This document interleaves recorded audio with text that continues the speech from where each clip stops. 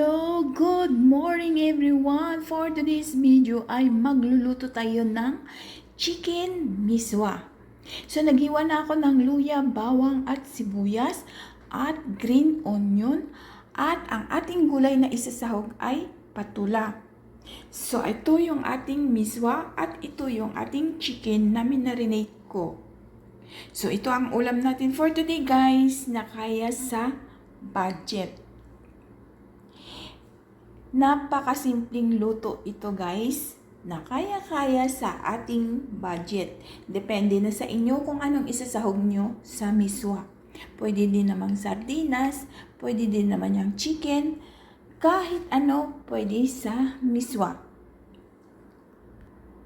So, ready to cook na tayo guys! So, nagpainit na tayo ng mantika. Gisa na natin yung luya. So, nilagay natin yung bawang, sibuyas, luya. Tapos, isang kotso natin yung manok.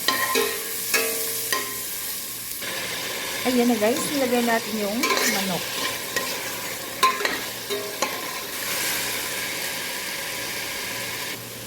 Hayaan muna natin siya. So, hayaan natin muna yung manok na lumabas yung kanyang katas. Takpan muna natin siya. So, nilagyan na natin ng tubig. Hintayin natin kumulo or palambutin natin yung manok. So, ayan na guys.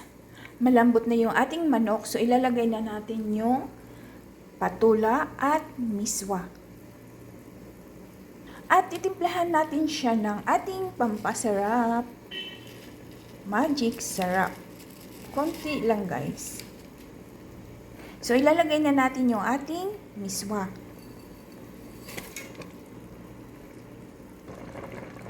Yan na guys, nilagay na natin yung ating miswa at isusunod na natin yung ating patula.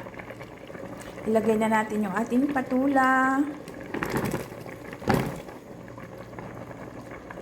At hintayin na lang natin siyang maluto.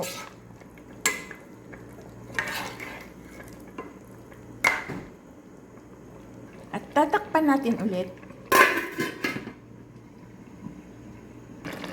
Ilalagay na natin yung green onion.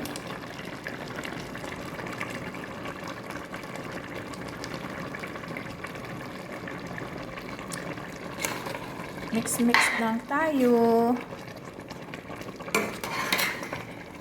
Natimplahan na natin ito siya guys. Nilagyan na natin ng ating pampasarap.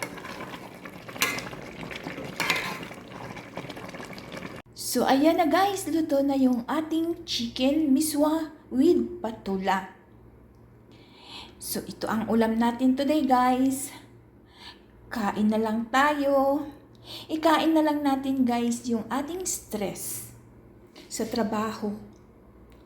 Dahil kahapon, ay nako, nagkagulo sila. So, ikain na lang natin guys. Hindi natin alam kung anong mangyayari sa nangyari kahapon. Thank you for watching.